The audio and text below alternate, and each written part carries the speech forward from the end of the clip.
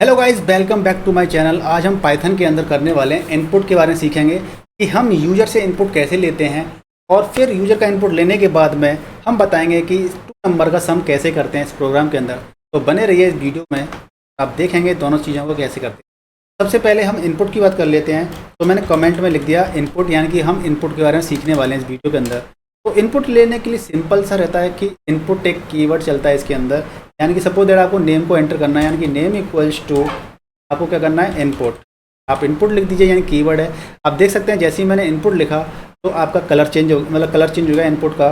और इसमें लिख दीजिए enter your name, enter your name. तो आप देख सकते हैं कि इसके अंदर इनपुट से आपका नेम आ जाएगा।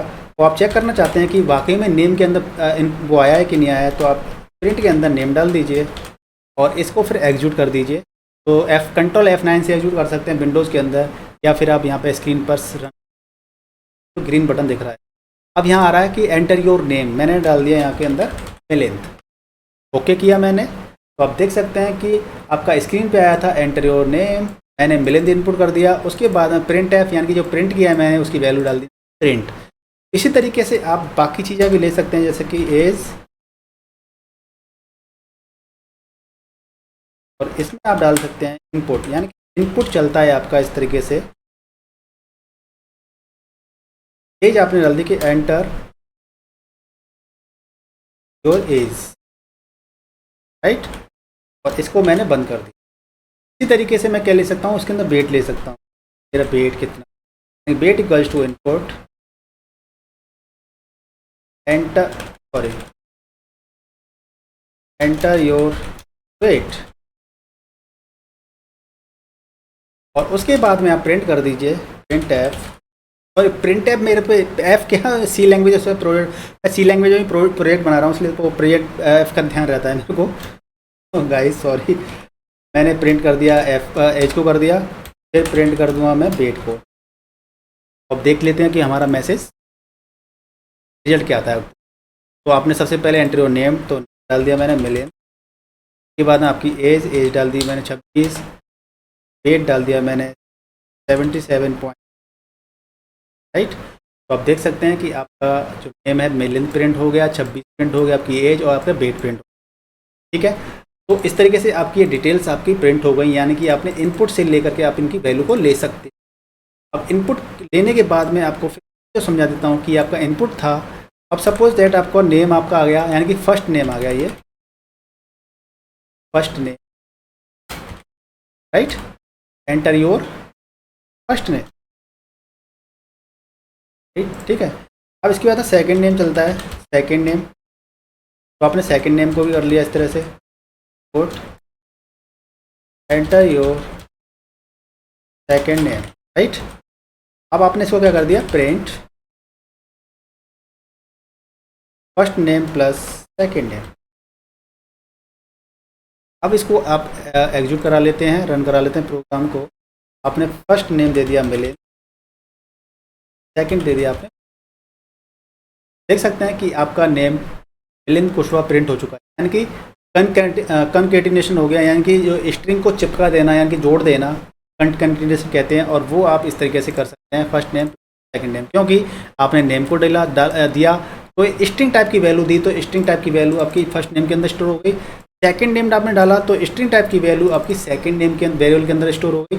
और आपने उन दोनों वेरिएबल्स को कर दिया, यानी कि स्ट्रिंग प्लस स्ट्रिंग प्लस कर दी, तो आपका यहाँ पे रिजल्ट प्रिंट हो गया। आप चाहें तो यहाँ पे जो आपकी वैल्यू है उसमें स्पेस ले सकते हैं यहाँ पर, जिससे कि आपका जैसे नेम प्रिंट हुआ ना मिलिंद कुशवाहा, तो दोनों चिपक के आ गए हैं। तो आप यहाँ क्या कर सकते हैं, डबल कोट्स लगा सकते हैं यहाँ पर, स्पेस डबल कोट्स और प्लस, यानी कि आपका फर्स्ट नेम प्लस स्पेस, यहाँ स्पेस है और प्लस ये, यानी कि आपका इस तरह से सेव हो जाएगा। कोड को एग्जीक्यूट करते हैं और देखते हैं,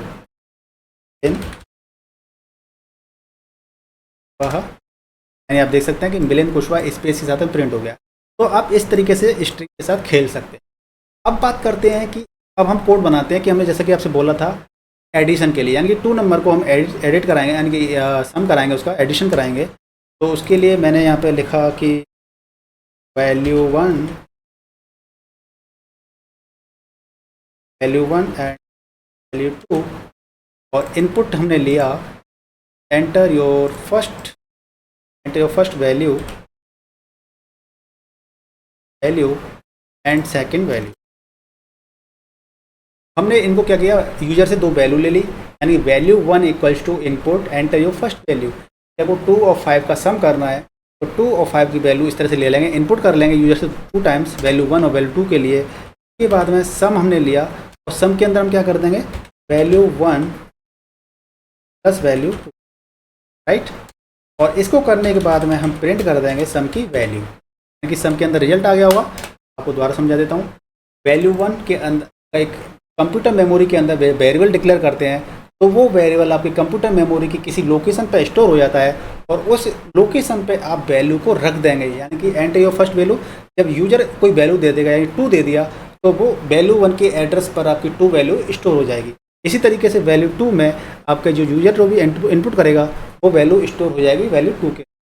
तो सपोज दैट फ्रेंड्स आपके पास, सपोज यहाँ पर आपको हैज़ 2 वैल्यू तो इसके अंदर डाल दी हमने और ये 3 इसके अंदर डाल दी, तो हमारा रिजल्ट क्या आना चाहिए, हमारा रिजल्ट यानी सम।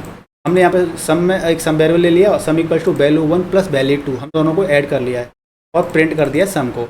तो हमने अगर वैल्यू 2 यहाँ पे दी है, 2 3 यहाँ दी है यूजर ने, तो आपका रिजल्ट क्या आना चाहिए, आपका रिजल्ट आना चाहिए 5, लेकिन हमारा रिजल्ट 5 नहीं आएगा। तो इसको एग्जीक्यूट करते हैं।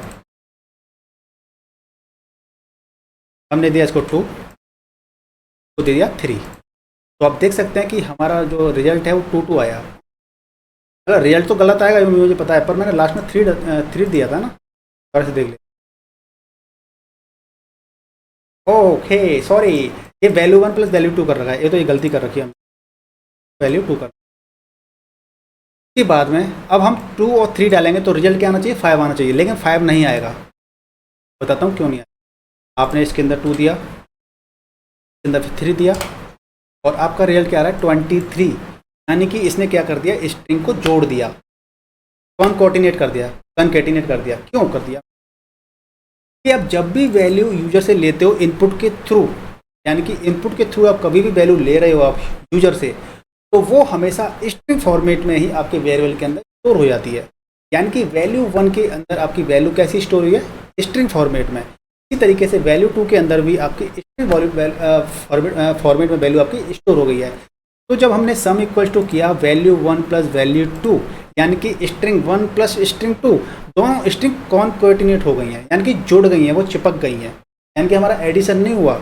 यानी कि ये वाली वैल्यू 1 आपकी स्ट्रिंग टाइप का वेरिएबल है और ये वैल्यू 2 भी आपका स्ट्रिंग टाइप का वेरिएबल है।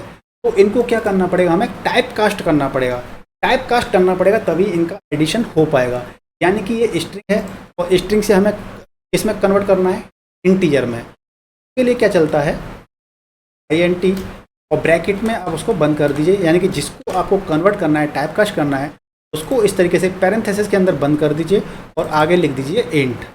सेम अब आपकी जो वैल्यू 1 जो स्ट्रिंग थी वो अब कन्वर्ट किस में हो गई, इंटीजर के अंदर हो गई, इस वाले स्टेटमेंट से। सेम हमें वैल्यू 2 को भी कन्वर्ट करना, यानी कि इसको भी हम इंट कर देते हैं और यहाँ पर हम क्या कर देंगे, इसको भी इंटीजर कर देंगे। अब हमारा जो हम एंटर करेंगे 2 एंटर करेंगे तो वो भी हमारा 2 क्या हो जाएगा, इंटीजर में कन्वर्ट। इसी तरीके से 3 भी हमारा क्या हो जाएगा, इंटीजर में कन्वर्ट हो जाएगा। जब इंटीजर को जोड़ेंगे, प्लस करेंगे, एडिशन करेंगे, तो हमारा रिजल्ट क्या आ जाएगा 5। चलिए इसको प्रोग्राम को एग्जीक्यूट करते हैं और एंटर फर्स्ट वैल्यू 2 में दिया, इसको एंटर सेकंड वैल्यू आपको 3 दिया, तो हमारा रिजल्ट क्या हो गया 5। तो आप वेरिएबल के अंदर आप समझ गए होंगे कि हम जब इनपुट लेते हैं यूजर से तो स्ट्रिंग फॉर्मेट में ही हमारे पास सारे वैल्यूज़ आती हैं। यानी कि आप नेम लीजिए, एज लीजिए, वेट लीजिए, कुछ भी लीजिए, कोई भी प्रॉपर्टीज़ लीजिए, मार्क्स लीजिए, वो सारे आपके आएंगे इन के अंदर स्ट्रिंग फॉर्मेट के अंदर आएंगे। यानी कि स्ट्रिंग क्या होता है, आपका टाइप होता है, डेटा टाइप, तो उसके अंदर आएंगे। इसलिए जब भी आपको कोई ऑपरेशन करना है, अगर स्ट्रिंग से स्ट्रिंग ऑपरेशन करना है तो उनको टाइप कास्ट करना पड़ेगा, बदलना पड़ेगा। अगर आपका इंटीजर है तो उसको कन्वर्ट करना पड़ेगा स्ट्रिंग, और आपका स्ट्रिंग है और आपको उनको कन्वर्ट, अगर कोई आपको ऑपरेशन करना है, अर्थमेटिकल ऑपरेशंस करनी है, तो आपको वो स्ट्रिंग से आपको कन्वर्ट करने पड़ेंगे इंटीजर में या फ्लोट में। ठीक है, इस तरीके से आपकी टाइप कास्टिंग चलती है। तो गाइस आपको मेरा ये वीडियो कैसा लगा प्लीज़ कमेंट कर बताना। ये एक सिंपल कॉन्सेप्ट जो यूजर से इनपुट लेना है हमें कैसा समझ में आया, इसका कॉन्सेप्ट कैसा लगा आपको। कोई भी डाउट है तो आप मेरे से कमेंट करके जरूर पूछ सकते हैं।